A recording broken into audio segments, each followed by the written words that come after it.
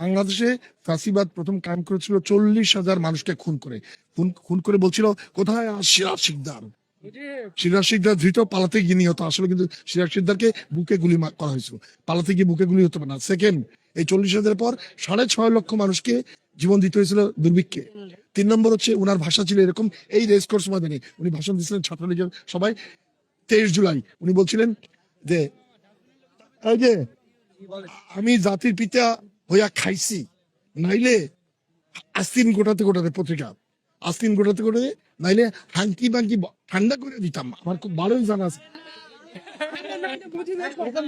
এইটা আমার কথা নয়, এইটি হচ্ছে শেখ মুজিবের কথা। যারা সমর্থন করছেন না তারা আত্মঘাতী কাজ করছেন, এবং তাদের অন্তরের মধ্যে 2000 ছাত্রের সাধারণ মানুষের হত্যাকাণ্ড তাদের বুকে কোন রকম ব্যথা দেয় না। তারা বুঝতে পারেন না বিডিআর এর 57 জন অফিসার সারা পৃথিবীতে কোনোদিন একদিন যুদ্ধে সকল দেশের মিলে 57 জন অফিসারকে মারা হয় নাই, মারা হয়েছে। আচ্ছা, কয়েক হাজার যে গরু জবাই করা হয়েছিল হিফাজত হত্যা নামে, সেটা আমরা ভুলে যাই নাই। মোদির আগমন উপলক্ষে যে 17 জনকে মেরে ফেলা হয়েছিল আলিম, আমরা কিন্তু ভুলে যাই নাই। আমরা কিন্তু আয়নাঘরের কিছু ভুলে যাই নাই।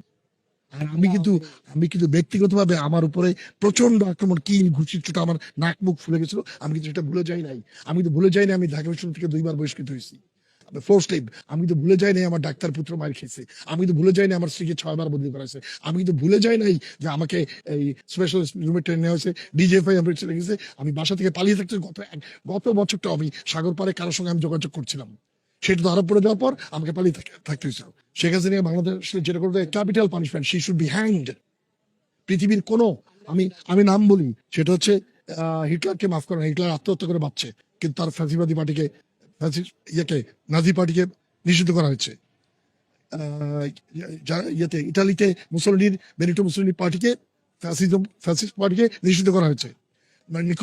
নিকোলাই চাউসেস্কু রোমানিয়ার, তাকে আর তার বউ পালাই গেছিল, তাদের সুইফট রিভলিউশনের পর তাদেরকে 2 জনকে অন্য শহরে ধরতে পারছে, ধরার পর 2 জনকে ফায়ারিং স্কোয়াডে মেরে ফেলা হয়েছে।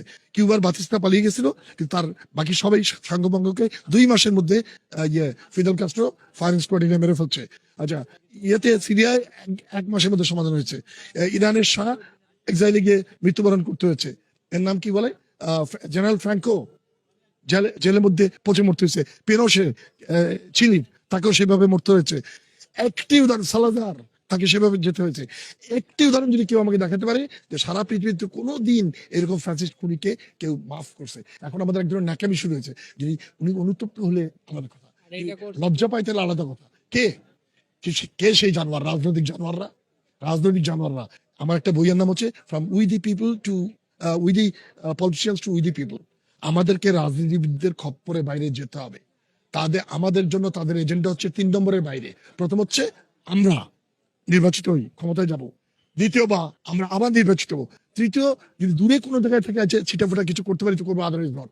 সুতরাং রাজনীতিবিদদের হাত থেকে ক্ষমতাকে এখন জনগণের কাছে নিতে হবে। একদিনের গণতন্ত্র চাই না, 365 দিনের রেফারেন্ডাম চাই। It's daily referendum. প্রত্যেক দিন আমাদের কাছে জিজ্ঞেস করতে হবে ইন্ডিয়ার সঙ্গে চুক্তি করবো কিনা, পানি দিচ্ছে কিনা, ফেনী নদীর ব্রিজ ভেঙে ফেলবো কিনা।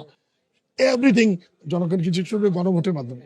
গণভোট, রিকল, তারপর হচ্ছে প্লেবিসাইট, রেফারেন্ডাম, তারপর হচ্ছে কি বলে পাবলিক হিয়ারিং, বোথ ভলান্টারি ও non voluntary, public question, public scrutiny, public participation, public inclusion, সবকিছুর মধ্যে দিয়ে হতে হবে।